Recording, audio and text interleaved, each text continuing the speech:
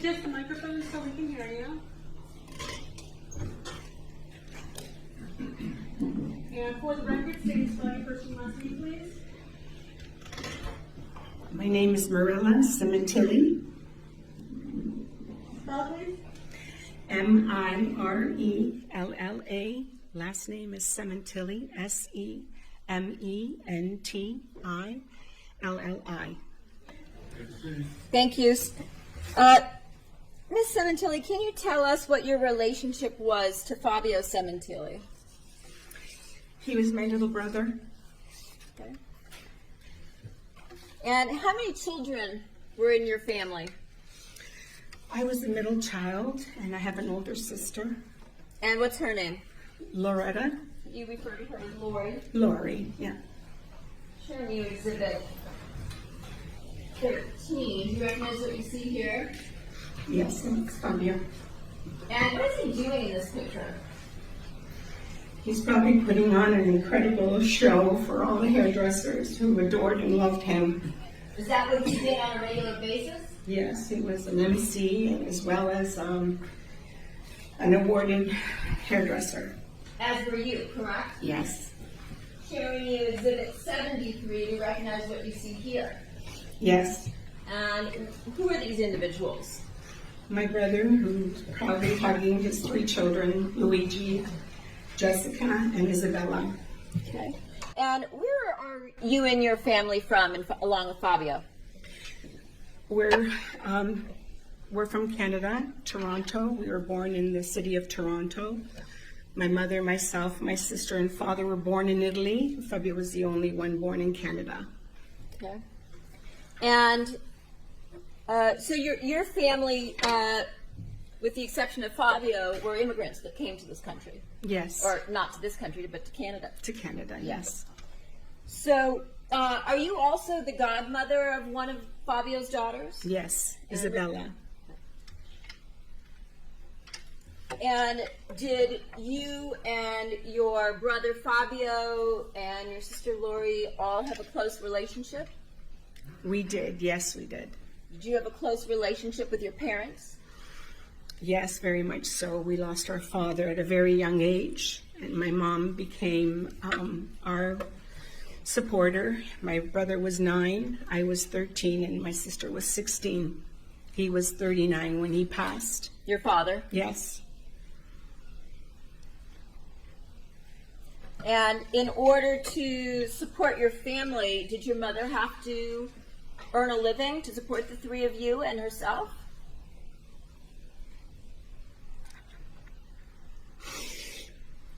My mom, with basic education, worked 3 jobs to support us. We used to carry a key around our neck on a rope to go to school and take care of ourselves. Our older sister used to oversee us and made sure we ate, but my mom worked all the time. What kind of work did your mom do? She worked in a factory.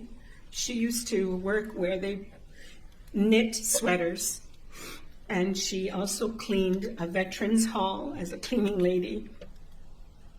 And on weekends, she worked at the flea market selling sweaters, and we used to go and help her a lot.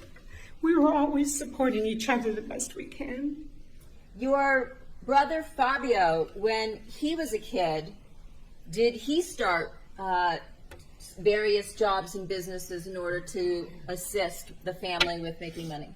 Yes, he did. He worked as a supermarket stock boy at, he first had a newspaper job at 13, and then he worked at a supermarket stocking shelves at 16. And around 17, he used to also help with the Veterans Banquet Hall as well, washing pots and pans. Sure.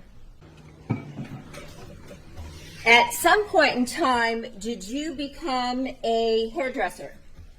Yes, I did. And at some point in time, did Fabio start working with you? Yes, he did. And did you own a salon at that point? I did. I owned a salon as early as 83. And what was the name of that salon? Modelli. Modelli? Modelli. Okay.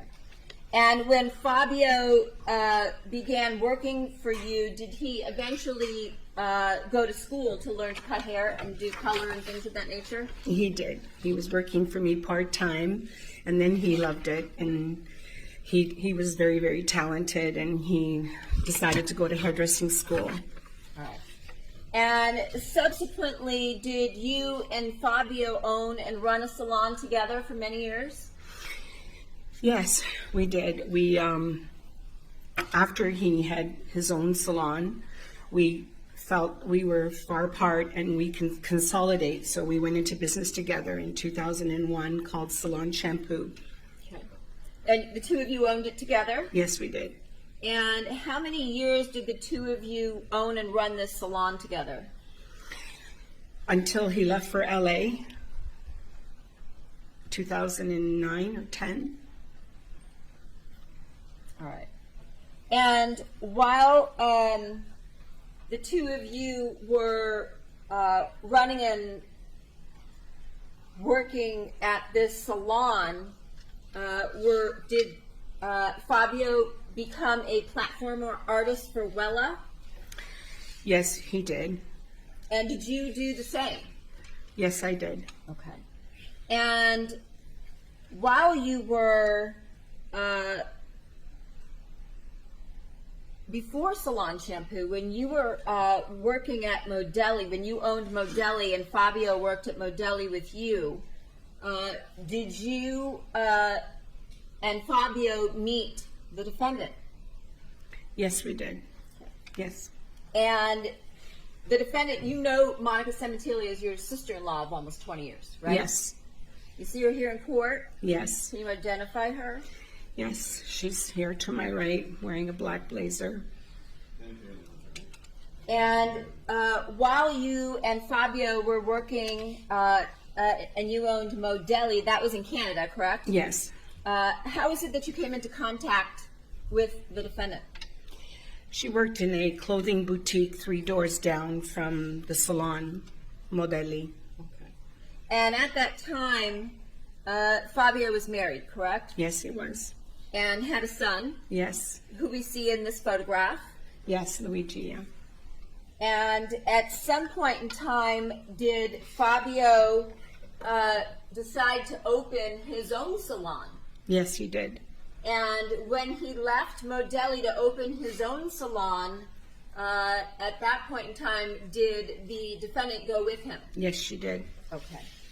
And for a period of time before Fabio opened his own salon, did the defendant come and work for you? Yes. And what was she doing at your salon, at Modelli? She was doing nails and makeup upstairs on the 2nd floor. So you rented out a space to her? Yes. All right. And when Fabio left, what was the name of his salon? Salon Fabio. And what did the defendant do at Salon Fabio? Well, Fabio cut hair and she ran the business. Okay. Who handled the books, the finances? Monica. Okay. And at some point, did Fabio get divorced from his first wife and get married to the defendant? Yes. And that was in February of '97? Yes. Does that sound about right? They got married, yes. Okay. And you said then at some point you and Fabio came back together and opened a Salon Shampoo together. Mm-hmm. Yes. Is that yes? Yes. And did the defendant again work in the business with you and Fabio? She worked on the 2nd floor as well, again, as a makeup artist, nail technician. Okay. She had gone to school for that at some point? I believe so, yes. Okay. And would you say that you and the defendant were very close for many years? Yes. Did you think of her like a sister, like you did with Loretta? Yes. Your Honor, I have a photograph from August 6th of 2016. May it be marked as people's, I think it's 117? Where's the photograph of? It's a photograph of the defendant with Mirella and Loretta. Showing you Exhibit 119. Do you recognize this photograph? Yes. Is this you with Loretta and the defendant? Yes. And where was this taken? At my house in Woodbridge, Ontario. That's where you live with your significant other, Martha. Yes, Mark. And when the defendant married your brother, did you also become close to her entire family in Canada? Yes. And did Fabio become close with the defendant's family? Yes. Prior to Fabio's murder, were you also close with Fabio's daughters, including your goddaughter? Yes. And did you spend a lot of time with them prior to the time that Fabio moved with his family to Los Angeles? Yes, a lot. Once they moved to Los Angeles, did you see Fabio on a regular basis? Yes, we did. He would come up to Canada to visit his family, and you would also come down? Yes, Did you also do business in the Los Angeles area? I did. Was that also through Wella? Yes. Had you been to both of Fabio's homes in the San Fernando Valley? The first home that was a rental before the Queen Victoria home? Yes, I had. And did you and your family spend holidays still together? Yes, we did. Approximately how often would you say that you and Fabio would speak? At least every weekend, if not twice a week. Okay. And when you came to Fabio and Monica's home on Queen Victoria, where did you used to spend time with him? Usually it was a beautiful day in LA, and it was always cold in Toronto, so we'd always be outside on the patio. Show you what's been previously marked as People's 9. It has a page 20 in the bottom left corner. Is this the patio area? Yes, it is. Is this the area where you and the families would get together? Yes. And was there a particular chair that you knew was Fabio's favorite chair, where he would routinely sit? Yes, he would sit to the chair here on my right, closest to the pillar. The one here, the brown pad? Closest to the cement plant box, yes. I show you People's 9, page 21. Same, That yes. would be the photograph I'm pointing to here, as you said, closest to the pillar. Yeah. And would when Fabio and the defendant and their kids moved to, their daughters moved to the Los Angeles area, did you also keep in touch with Monica? Yes, I did. And who handled the family's finances, if you know? Oh, Monica. And did she tell you that she's the one that handled everything?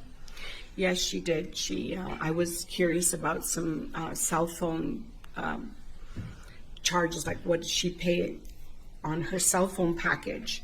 And I was asking Fabio or anybody, and she says, "Oh, don't ask him. He knows nothing about the utilities. I pay for everything." So she told you that she was in charge of all of the bills? Yes. And did she also discuss with you that she was the one who made child support payments to Vonda for Luigi? Yeah, she was very proud that she was the one communicating with Luigi's mother and not Fabio. Okay. So she dealt directly with Vonda? Yes, she did. And did the defendant also tell you that she handled all of Fabio's paperwork from the business? oh, Yes, she did. She handled it all so that Fab can be free to be creative. And in terms of the family's calendar and scheduling, who was in charge of that? Like if you wanted to set up a time to get together? Fabio had told me that if there was any family events or, mom needed any help or time with his mom, that I should communicate with Monica so she can organize his calendar, because he wasn't doing that anymore. Monica was doing that for him. Did you also know Fabio's professional assistant at Wella? Yes, And who is that? Alicia. There's a photograph of Alicia Truesdale, maybe Marcus Peoples 120. Yes. Showing you 120. Do you recognize this person? Yes, And who is that? Alicia Truesdale. Okay. And had you come to know Alicia very well from your work at Wella? Yes. You want to have another photograph of the witness along with her sister and mother, maybe Marcus Peoples 121. Yes. Showing you Peoples 121. Do you recognize who you see here? Yes. Is that you and your sister and your mother? Yes. And was Fabio very close with your mother? Yes, he adored her. He was you said the youngest, is that right? Yes. I want to show you Exhibit 96. Do you recognize the email address as that of your brother's while he was working for P&G in 2016? Yes, it is. Do you also recognize the defendant's email address, Hotmail? Yes, it is. Again, showing you Exhibit 97 from 2016. Did you know that eventually Cody bought out Wella from P&G? Oh, yes, yes. You were part of all of that. Yes. Situation. Do you recognize Fabio's email address once Cody purchased the business? Yes, I do. And once again, the address for the defendant? Yes. At some point in July of 2016, did you fly to Las Vegas for the Trendvision show? Yes, I did. You want to have another photograph of this witness along with the defendant, may it be marked as Peoples 121? Thank you. Showing you Exhibit 122. Do you recognize what you see here? Yes, I do. Where is this photograph taken? This was in Las Vegas at the Aria, I believe, and we were having, I was having a big event for Trendvision. It's like a competition for North America, and I was working one of the days, but I had some time off, so that's the evening of the event, the grand opening event. Did you spend time both with Fabio and the defendant when you attended this event in Las Vegas in July of 2016? Not a lot of time. Fabio was very, very busy, and he had asked me to meet up with Monica because she was coming, and that was a surprise to me. And I said, yeah, I'll have lunch with her. So I met her in the lobby. At the hotel? And then we had a quick lunch, and then I went back to work. And Fabio, was he in charge of this event or the MC of this event? Yeah, he spearheaded that event. It was a competition, almost like an Olympics, where hairdressers got together and would compete for, to win the coveted trophy for the year of that event, and they would be recognized as the Trendvision Award winner. And so Canada and the US would come together, and Fabio was pretty much in charge with all of the production and everything, and he was the MC, and everybody would just stop him constantly in the halls. And so was he, during the day, he would be busy in various events or planning for the evening events? yeah, Okay. yes. So we've heard a lot about the term platform artist. Mm-hmm. You were a platform artist. What did you and Fabio do when you traveled as platform artists around the world? It's overall. Well, when we were a lot younger, started in the hair industry, we would train for competitively to be in competitions all over the world. We traveled together and we would compete and create creations like wonderful, beautiful hair. And within 7 minutes, they would say, go, and then stop. And then the judges would come around and look at your model. And then we would all wait for the awards ceremony. And Fabio and I did very well in those arenas. Fabio won in Las Vegas. He won in Germany. I won in a few myself. And we just really were a very strong team. And because of that, a lot of hair color companies were always asking us to endorse their product. And so we gladly did so, and we continued to do a lot of educational work on platforms because we were up on a riser. And people would come to our classes and learn the newest tricks and tips in the hair industry. Okay. And we just kept getting huge numbers at our events. So eventually Fabio became permanent with Wella in that area. I see. So that's those competitions as platform artists is what led the two of you to become independent contractors for a period of time. Exactly. All right. Yeah. So I just want to make sure we all understood what that was. So during the week that you were in Vegas for the Trendvision Awards, that would have been the week of July 22nd of 2016 through the 28th? Correct. Okay. And you said you had lunch with the defendant one day, but other than that, the defendant would have been on her own because you and Fabio were busy working. Correct. All right. When was the last time that you saw your brother? I saw my brother January 17 to approximately the 20th. Were you in town on business that week? Yes, I was. Okay. And did you come into town with somebody? Yes, I came to town with a colleague of mine, Antonio Quintieri. Antonio, was he a hairdresser that worked with you and Fabio at Salon Shampoo in Toronto? Yes, he worked for us for a short time, and then he also became a platform artist as well. For Wella? For Wella. So during that week, some point in time, did you go to Fabio's home? Yes, I did. And when you got to the house that day, did Fabio seem like his usual gregarious self? No, not at all. We were on our way to the house in a taxi, and I got a text message from him saying maybe today's not a good day. And I told him I'm minutes away. I didn't want him to do that. I'm coming.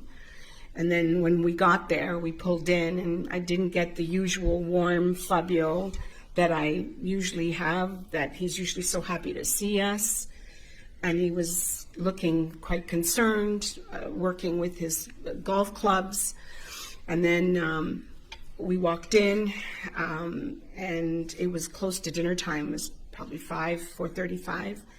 And we weren't served any beverages or food or anything. Were you planning on, had this evening been planned for you to come to the home?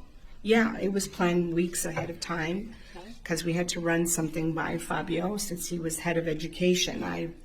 Even though I was his sister, I had to still talk business sometimes. And we got there, and I wanted to do it at his house so I could see the family, but he wasn't himself. All right.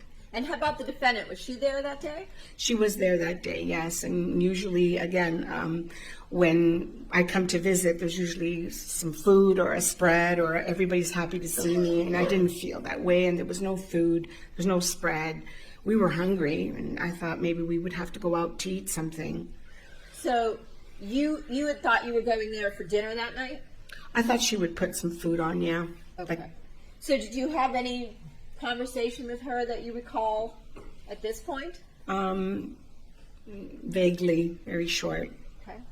And then shortly after that time, did you return home to Canada? Yeah, well, at the beginning of our trip, I passed by to see Fabio. Usually I extend my trip and I stay a little longer, and I stay with the family either even one more day or so. But no, this time I didn't. I just went home. Okay. And how is it that you learned about your brother's murder? I was ready to start a conference call. It was 9 o'clock on Monday night, January the 23rd, and I got a phone call, and I was the head of this project that we were working on, so I avoided the call. And then I got a call again within the next minute, and so I answered the call, and it was my niece, Jessica, yelling, and it was breaking up. And she, it was breaking up, and it was Monica calling, saying, they killed Fabio, they killed Fabio. And then the phone was cracking up, and then I was like, it doesn't even sound like her. I'm like, this is a crazy joke. And then Jessica came on the phone. She goes, Sia, like Auntie, Daddy's dad. Someone killed Daddy, and it was blood everywhere. And she started breaking down, and then I'm breaking down, and I'm like, this can't be true. So the first person that you spoke to that night was the defendant, who said that they killed Fabio? She did. She said they. Had you spoken to the police at this point in time yet? No, I had not. Now, after this station, did you fly down to Los Angeles along with the rest of your family? That would be your mother and your sister and all the cousins and the extended family. Luigi? Yes. My mom was sick. She was recovering from cancer, and it was a little hard to tell her that her son had been murdered. So it took us some time. And then on Wednesday, we got on a flight. It was maybe 8 or 9 of us, family members, and then some more followed the next day.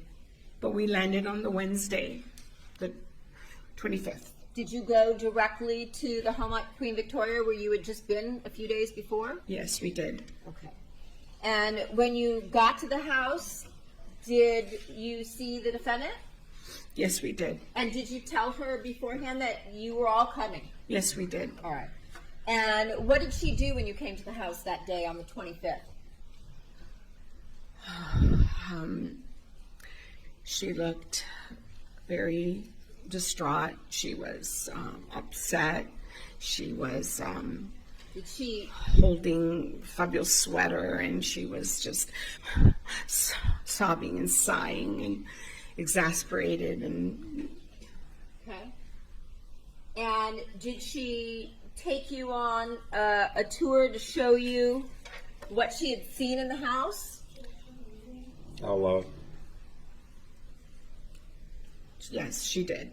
She took us into the kitchen, and my sister, myself, and my daughter were there following her, and she was telling us that they used vinegar. Do you see? They used vinegar. Do you smell it? Can you still smell it?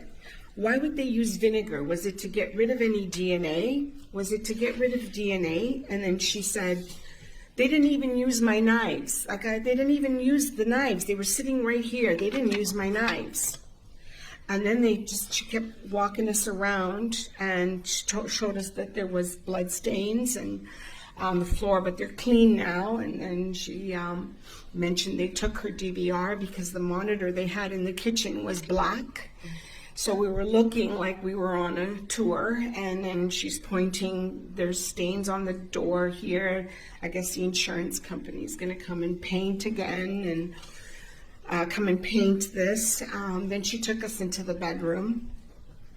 And what did she do when are you talking about the master bedroom? Yes, the master bedroom. And what, if anything, did she point out or show you in the master bedroom? She showed us some blood stains that were black now, and she said there was blood stains here. We were robbed, and they took money. They opened the safe. She said they opened the safe? Yes, they opened the safe. It's broken. Can't close it. Said the safe was broken? Broken. And then she started going through Fabio's jacket pockets, his suit pockets, saying that Fabio keeps money everywhere. He's got money everywhere. I don't get him. Now she's like angry, and she's going through his pockets and pulling out cash. From the pockets? Yeah, yes. Okay. And then at some point, she gave $800 in change to my mom from all the money she collected in the pockets, In Canadian money? in Canadian money. Okay. And at some point, did you also have contact with her family at the home? Oh, yes, yes, everybody was there. At one time, we could have been like 20 people there. And Wella was bringing food for us, and everybody was very grateful for that. And then at one time, the mom had said, "We got to tell Wella to stop sending food. I don't want no more food." So where were you all congregating? Outdoors mostly, On the patio area? in the patio area and in the kitchen. And at some point in time, on the following day, did individuals from Wella come to the home while you were there? Yes, yes, they did. And did that include the CEO, Sal? Yes, Did you know Sal? yes, I did. And who else came with Sal to the house that day, if you recall? Sal Mosseri came, David Diaz came, and Henry Meyer. Okay. Did you know all these people from Wella? Yes, I did. All right.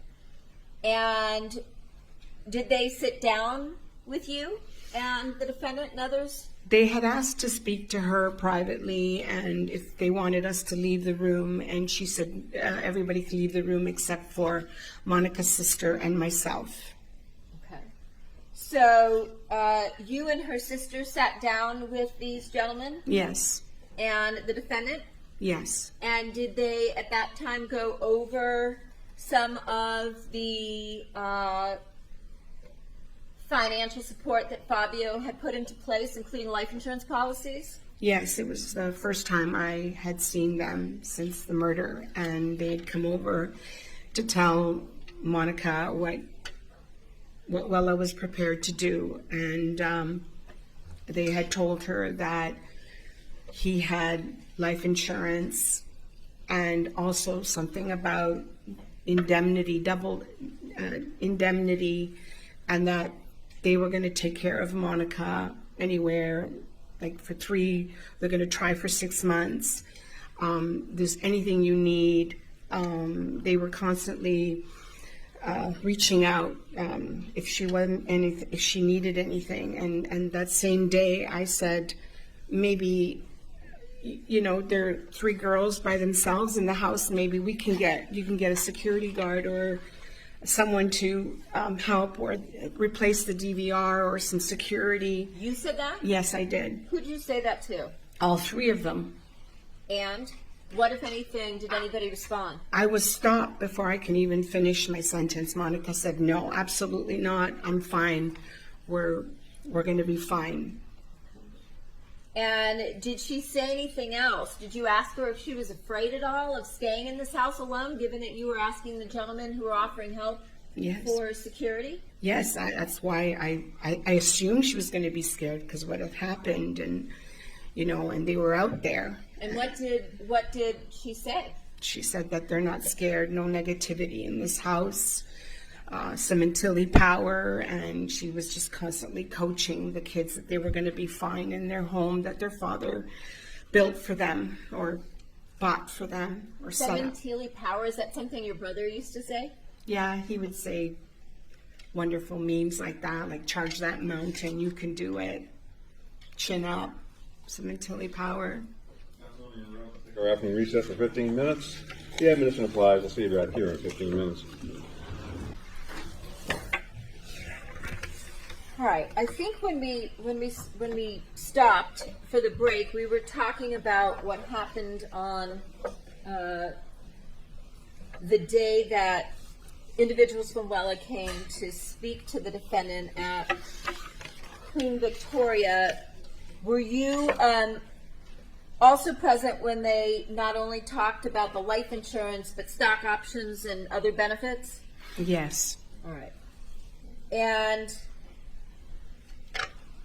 at some point in time, did the individuals from Wella, like Henry Meyer, was he explaining things to the defendant with respect to what Fabio had signed up for in terms of benefits? Yes, he carefully explained everything that he needed to share with her about the insurance and stock options.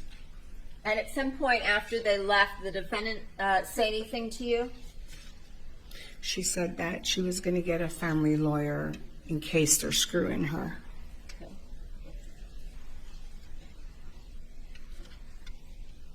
And did the defendant go into detail with you on what had occurred on the date of January 23rd of 2017 prior to Fabio's murder?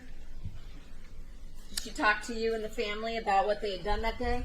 Yes, she told us. We were all looking to find out what happened and how that day went, and she said that her and Fabio had a beautiful morning together. He had a colonoscopy appointment, and then they had a beautiful afternoon and a lunch together. They went to drop off a weed whacker, and then she dropped him off at home, and she went to Ralph's to pick up like veal cutlets to make fettina For dinner? for dinner. And she told all of us, the whole family was listening to this. And on that, on one of those days while you were there, around 5 o'clock, did the defendant start making certain comments about Fabio coming home? Oh, She looked at her watch and she says, "Oh my God, it's almost 5. Fabio's going to come home." Mike, Obad, I believe, Deborah's husband, maybe his name's not Obad, but her husband, Mike, said, "Oh, I'm going to get a tequila. I'm going to pour a tequila for him." And then they started creating a shrine on his chair. The chair had a tequila, a cigar, his Big Daddy hat, and it kind of stayed like that for the next couple of days. Big Daddy, is that a phrase you heard before used in reference to your brother? Yes. Your brother was a sort of a big guy. Yeah, he's a big guy. He's a very loving and huggy kind of guy, and he brought everybody in. He didn't discriminate. He was always very social and loved everybody, so he was like a daddy figure, looked out for everyone. Showing you Exhibit 108, is this what you saw them put together? Yes, Set there's it on the chair with the tequila, and the picture the of your picture, brother, the hat, hat. the cigar. And did you also see that the defendant posted something on her social media account or Instagram account with respect to setting up some type of a shrine on the chair that Fabio sat in? Oh yes, her Instagram posts were very endearing. She was always very much in pain. She missed him, and you know, it just made us all feel helpless. We wanted to help her in any way we could. Showing you Exhibit 109, is this what you're referring to? Yes.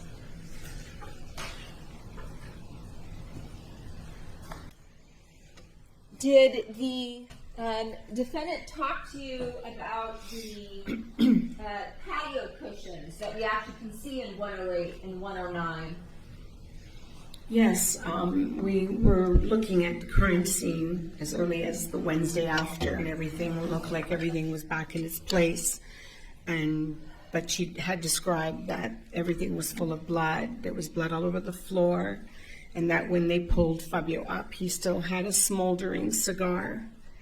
And she said that they wanted to insurance or someone wanted to come and clean up the pillows and the floor and all that, but she said that Mike would do it. So I think they power washed all the pillows and the floor and everything, and then they turned them upside down, and we're good to go for Wednesday. And that was with respect to the area where Fabio was murdered under the covered patio? Yes. And were you present that week when the defendant took some of your nephews and Luigi into Fab's closet? Yes, I was there. And what happened? Luigi had asked for a few things, and then she came out with more clothing, and she asked the boys to pick whatever they wanted, take it. Do you guys want power tools? Do you want some of his tools? Do you want anything that you see? Go ahead and take it. And they're in shock. They're like, we can't carry power tools on the flight home because of the weight restriction. So they opted not to take any of that. They took some T-shirts. So she was giving away Fabio's things to your Yes. nephews that while you were there? That's overruled. Yes, she was. Did the defendant make any comments to Luigi while you were there that week about financial assistance? Yes, she was reassuring him that your father took care of you. You're going to be okay, but you're going to get the insurance in Canada. You're going to have to help your sisters out. You're going to have to help us. And had the defendant talked to you that week about the fact that there was Fabio had set up a Canadian life insurance policy through Manulife for Luigi? Yes. I knew of this prior because of my divorce as well. We know that that happens in Canada. It's part of the law there, yes? Yes. You said that you were very concerned about the safety of Monica and the girls, and so you said that you were asking the individuals from Wella about a security guard. Did the defendant say anything to you about whether or not she wanted to move and get out of that house? No, she had mentioned that she can't afford to stay in the house, so she had to remove the gardener, the pool people, a few different things that she had to rearrange, but eventually she would want to find something smaller, another house. Did she tell you that she did not want to move? Yeah, she didn't want to move from LA or the house, but she had no choice.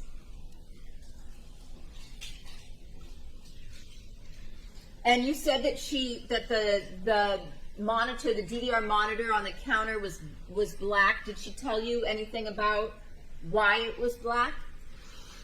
No. Did she tell you that the killers had taken their security system? She did. Did Fabio ever mention to you his ability to monitor his home surveillance system remotely from his cell phone? No. Did the defendant ever mention that she had the ability to do that from her cell phone? No. While you were there on January 29th of 2017, did you attend a viewing for your brother at a funeral home, a service? Yes. Okay. And after that, was there a date that night or a gathering in the backyard that was catered? Yes, Wella had arranged for everybody to be fed and to be taken care of. So there was maybe 80 people in the backyard after the viewing at the funeral home. And did the defendant say anything to you about what she was going to do that night when these 80 or so people were going to be coming to the house for this catered event? Yes, she told me she was tired and she couldn't do anything else for the rest of the day. She was wanting to go to sleep. So shortly after, I asked for a cell phone charger, and I went into the bedroom, and she had her hair up in a bun. She was playing something on her tablet or a Sudoku or something. She had no makeup on. Her pajamas were on. And I just checked in on her and grabbed the charger, and I left. Did she come back out at some point? She did. Okay. And where was the next time you saw her that evening? Well, I was mingling with some of the Wella people, and I got tapped on the shoulder by Deborah Obad and said, "You got to help me. You got to help me get this guy out of here." And I turned around, and I I said, who? And then we got closer to where Monica was sitting, and I noticed she had her makeup on, her hair was down, and she was dressed up again. And there was this guy, the two of them were like kind of leaning into each other. And they were talking like they were in their own little world. Where? In the backyard, not far from where Fabio was murdered, sitting, the two of them. And I'm sorry, go ahead. And I just wanted to say that I was shocked because she looked like she was done for the day, and then she popped back out again. Showing you Exhibit 45. What you see here, is this the area where you saw them sitting and speaking with one another? Yes, and behind Robert Baker is my brother's shrine, the chair that he was murdered in. That's what Yes. you see right here. Yes. And shortly after that, did you observe the two of them go somewhere? Yes, I think Deborah was the one who asked them that we need to go inside. And then all four of us, Deborah, myself, Monica, and Baker, went through the kitchen door. We passed Monica's mother, Mena Crescentini, and as we're passing by, she was like standing there like a sergeant. And I'm still shocked not knowing what's going on, but he did stand out like a sore thumb because he wasn't a Wella person. So we don't know. Family. Or family. So we don't know what he was doing there, but And where did they go? Once you guys came into the house, where did they go? so the four of us walked, followed basically Monica. She went into a dark living room, sat on the couch, and then Baker sat in front of her on an ottoman. And then I just found a spot to sit next to her on the right and Deb on the left. And with what Deb had said to me, that we got to get rid of this guy, everybody's looking, I whispered into Monica's ear, I go, who is this guy? Like, you know, everybody's looking at you, everybody's watching what's going on, in Italian, because I didn't want to embarrass her or him or my brother. Like, this is embarrassing. Why? Well, she's acting like she's in her own little world, talking to some strange guy. I just didn't like that. It was very not right to be doing, disrespectful. And so in Italian, what you said to her, what is going on? Yeah. And what did she respond, if anything? She was, oh, this is my racquetball coach, Robert Baker. This is my sister-in-law, Mirella. And we shook hands. He gave me his condolences. And then she introduced him to Deborah. And then I think I heard her say, you probably better you go now. So he got up, she got up, we all got up. And as we're walking towards the front door, again, Monica's mother is standing there looking at him with her eyes beady. And I'm trying to read this, what's going on here? And then as he was leaving, he wanted to nod and say goodnight. And she told him, fuck off. In English? Or Very Italian? loud, very loud in English. Late 60s, 70s age woman, and then she just screamed out, fuck off, like that to him. Okay. And you were standing at the door at that point? I was still behind, near Monica's mom, and the door was 2 steps up. So we didn't go up the steps. He did with her. At any point in time prior to this period, did Deborah ever mention to you that she knew that the defendant was having an affair behind your brother's back? No. Sorry. She never said anything to us. It was devastating to hear that she may have known something, and she watched 20-odd family members crying, looking for answers, trying to figure out who would do this to my brother. And she had already known something and never shared it with us. Did she ever tell you that she knew that Baker had slept over in Monica's bed while your brother was away on business? No, she never did that. To your knowledge, did she ever warn your brother? No. Sorry. That would be sustained. Did your brother ever mention to you that he suspected Monica was having an affair? No, he did not. Was there a point in time when you and your brother were running salon shampoo in Canada where you were present when your brother became upset at the defendant when some men came to the salon looking for Monica? Overruled. It was my birthday. A bunch of girls, we went out, and Fabio wasn't happy about that, but we just went out. Girls wanted to bring me out, and I enjoyed a great evening with all the girls and not paying attention to everybody and what they were doing. But the next day, some guys, nice-looking guys, came in, and they went to the reception desk and asked for Monica. And then the receptionist pointed, because I was at my salon chair, was right beside the reception desk, and I turned around, and the receptionist pointed to the upstairs mezzanine floor. So they walked through the salon, and they went upstairs, chatted with Monica. Sustained. Stated. But after withdraw balancing process. That's sustained on relevance. Thank you. And from now on, rule 352 objections that is deemed I've balanced the issues. Thank you. And at some point in time, did your brother become angry or upset because he thought perhaps something was going on that was Yes. not appropriate? That's this issue.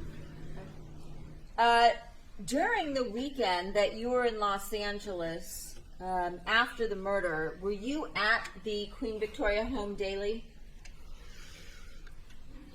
Sorry, repeat when? After the murder, when you and the family flew in, Yes. were you at the Queen Victoria house every day? Yes. Was there a particular day where your significant other went with Monica somewhere? Yes, they went to go retrieve the Porsche. Fabio's Porsche? Yes, Fabio's Porsche. From an impound yard? Yes. Okay. And while they were gone, did someone come to the house? Yes, a neighbor had come by, and he brought in a DVD, and he said that this was the footage from the surveillance of the camera of his house. And did you and several family members watch what was on the DVD? Yes, Monica's mother said, go watch it before she comes home. So where did you go to watch it? We went up to Monica's office computer upstairs. Your Honor, what's the people's next in order? Oh, never mind. Showing you what's marked as People 74 and directing you, this would be the second floor of the home. Yes. Towards the back of the large living area on the second floor. Is this the computer area you're talking about? Yes, we were all kind of hovered around the computer. And did you all watch the footage that this neighbor had brought over? Yes, we did. Okay. And when the defendant came home with the Porsche and Marco, did you guys talk to her? Did you guys advise her that the neighbor had brought over a DVD with footage? Yes, she came to learn that we had seen it because we were trying to explain to her that, we got an idea of what happened. Your neighbor came and dropped off the DVD. She was so upset. She made everybody feel so bad. You guys watched it without me. How could you? How dare you? Did you guys see anything? Did you see any faces? Did you see any skin color? And then she rushed upstairs. We kind of followed her to go watch it. And so did she then watch the video herself? She did. Okay. And did she ask you questions other than whether or not you could see their faces or their skin color? Yeah, my nephew had said he thought that one of them looked African American. Sustained. Did the defendant ask you any questions about the video? You and the group of family members that had watched. While we were watching it with her, no. Okay. And when she first came in, you said that she asked certain questions. She did. And what were those things that she was asking you? That if we can see any faces, any skin color, was it clear? Can you see it clearly? What did they look like? What were they wearing? Like it was just boom, boom, boom, question after each other, and we can understand why she was frustrated, but we were asked to go see it. We didn't do this out of any malicious reason. Well, you were also interested in finding out who had murdered your brother. Of course, yes. Did you keep in touch with Monica after you returned to Canada after your brother's murder? Yes, I did. And did you speak with her every week? Pretty much every week, yes. And you already told us that you followed her Instagram account. In terms of the conversations that you had with the defendant after that date, was there a particular topic that seemed to come up every time you spoke with her? Yes, it was always, it would start with, did you get any information from the police officer? Do they have any leads? Is there anything that they have any answers to? And she says no. And I would say, I want to call, I want to talk to them. And she would say, no, don't call them. I only want them talking to me. I don't want anybody calling. And she would explain to me that she would tell them all the time that she was going to be living on their front stoop if this insurance money didn't come in. She had to remove all these things that they were like, she had to get rid of the cleaning lady, the pool people, the gardener, and she was struggling with financials, and she was always troubled by financials, and the insurance company wasn't releasing her, and she was like out of breath sometimes trying to figure out how she's going to get them to release her. So, you mean law enforcement? Yes. And was the subject of money something that she brought up and complained about on a regular basis? All the time. And did the defendant tell you, when you mentioned that she would be sitting on their front stoop, does that mean that she was telling you that she was going to be sitting on law enforcement's front stoop? Yes. Because she didn't have money? Yes. Okay. Did she ever inform you that Wella decided to give her Fabio's full salary for 6 months along with their health care for free for her and the girls? No. At any point in time, did she tell you that she was going to Las Vegas? She did. She told me she was going to Las Vegas with some friends, girlfriends. Did she ever tell you that she was going to Myrtle Beach? She did. She said she wanted to walk the golf course by herself. Okay. And did she tell you why she wanted to go to Myrtle Beach and walk a golf course? Yeah, it was like something my brother would have wanted to do all his life, maybe one day, and she thought that by doing it herself, she was doing it for him. So, had your brother ever mentioned Myrtle Beach to you? He was avid golfer, and I wasn't, but he's mentioned many golf courses. That might have been one of them. Like Pebble Beach? Yes, that one for sure. You knew he was planning a trip with Marco and some of his friends for his 50th? Yes. All right. At some point in time, because of how distraught the defendant was regarding her financial situation, did you encourage Marco to assist her? Yes. I told her, well, you keep calling them all the time, you keep bothering them, but, unless you're put in an official letter, I said, they might not take you seriously. You told the defendant? Yeah. And I said, if you want, Marco can help you draft it and then just send him all the details so that, he can address it properly, or I don't know whatever happened after that. Did she ever try to dissuade you from speaking to law enforcement or the LAPD yourself? Yes. She even got upset one time that my son had called. And I didn't know that my son had called. And then I found out with a very stern voice. She goes, absolutely don't ever call again. Tell him. And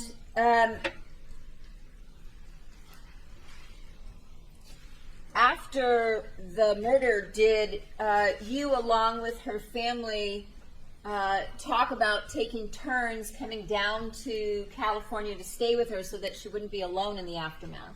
Yes, we did for a while. If it wasn't her mom, it would be her sister or would be myself.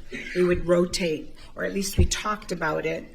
I used to do their hair, so we would catch up and talk about who's going next and so on. When you say their hair, you're talking about Monica's family.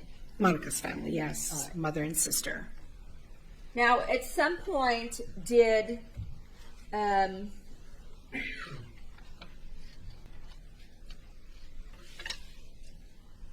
you talk with Monica, or did she talk with you about the fact that she didn't want any of you coming to stay? Overruled. Yes, it was around Easter time, and we went to the garage. We had my husband, myself, Monica, maybe one or two other people. We were just talking about how's everything going, and Was this the like the 1 month memorial? no, So maybe, no, sorry, yes, it was. It was, because the Easter was different. There wasn't, I had a house full of guests. It was the only time that really happened would have been at the 1 month memorial, sorry.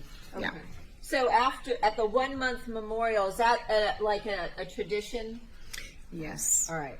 And did the defendant come to Toronto for that along with Jessica? Yes, that's right. And I had some other guests as well. On that particular day, we had gone outside for smoke and asking her how things are going, and she's like, I'm sick and tired of these people coming in and out and all these people in my house, just leave me alone. If I want to fuck, I'm gonna fuck. I'm a big ass girl. Just I wish they would leave me alone. And was that when you were talking to her while she was smoking in your garage? Yes. And who else was with you? My husband. Marco. Yes. Did that statement come after you offered to come stay with her and help out with the girls? Yes, And did she turn you down? she did.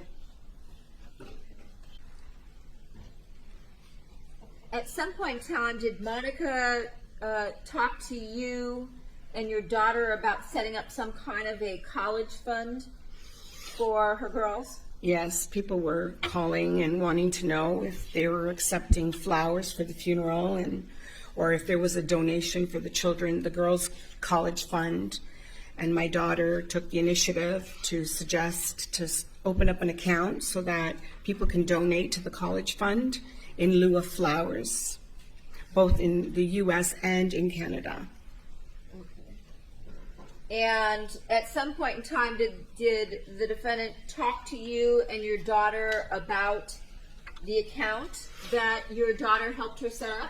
Yeah, we were checking in just to see, how it was going and how generous people were. And she said she removed her daughter's names because she didn't want them seeing that they had money and privileges. And left just her name. And she talked to you and Vanessa about this? Yes. At some point in time, after you were in Los Angeles for the week following Fabio's murder, did you fly back to Canada along with the family for various funeral services and things of that nature? Yes, we all did. And Fabio's body was also sent back to Yes, Canada it by the was. company? Mm-hmm. Yes. Okay. And By the way, when the defendant would go back to Canada, where would she typically stay? With her mom. Was that in the same area where you live, Woodward? Yes. And there was a funeral event Yes, there was. and luncheon and some other events. Yes, we did Thursday evening viewing, full day Saturday viewing, and then Thursday half a day viewing, and then Friday the full day viewing, and then Saturday was the mass, and then he was released and went to being cremated. Had anybody in your family ever been cremated before? No. Was that something that upset you and your mother and your sister? It's overall. It was very upsetting because my mom was standing right there and nobody asked her what she wanted. And we were all waiting, but she made an announcement. She said, your father would have wanted to be cremated, and I'm going to let the kids decide, but you know your father wanted to be cremated. And these 3 young kids agreed. So, had Fabio ever mentioned cremation with you? Not that I know of, no. Well, you would remember something like that, right? Absolutely. So Fabio was cremated at the end of these few days, correct? Right. So what happened on the Saturday is after the mass, Fabio went to the crematorium, and the majority of the guests went to a banquet hall to have some food and refreshments. And my husband, my nephew, and Monica's brother-in-law named Grant Larson went to the crematorium to be there for the procedure of cremation. The rest of us went to the banquet hall for a luncheon that my husband and I paid for, along with her mother, Mena. Okay. Philomena? Philomena. And temporarily, what was done? Well, it's not temporary anymore, but at that point in time, what was done with his remains? Well, when we were in LA, we were told day to day something different, and then finally she had decided that she was going to expedite or bring my brother back to Toronto because he always wanted to go back to Canada. And you need to plan. You need to call the cemetery in order to accept the body coming in via airline. So I needed to know this information, and I called my cousins who had just experienced lots of loss, and I knew they knew their way around funeral homes, and they said they'd be more than happy to help. And they were on the other end helping by going to the funeral home and setting up the funeral procedures for when we get there. Okay, but my question was, what was done with his remains after he was cremated? So in that preparing, because it was last minute, they offered a crypt that they bought as a family burial ground, and for temporary use, she can put his ashes in the full crypt, and that's where he remains. that's where he is today. So she's never purchased any crypt, Nothing. location. No. So his remains are in a cousin's. Temporarily laying in my cousin's family crypt. For the last 8 years. Yes. Due to the traffic situation, we're going to adjourn at this time.